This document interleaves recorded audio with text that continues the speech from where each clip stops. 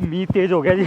ਭਿੱਜ ਕੇ ਹੋ ਮੈਨੂੰ ਇਸੇ का थोड़ा ही आएगा लेकिन जल्दी आ जाओ भीजोगे। आगे देख लो जी 20 मई 2024 और इन्नी ठंडा मौसम हो रखा। हुण मैं जैकेट पाना ते मींह पै रहा बहुत ज़बरदस्त इत्थे।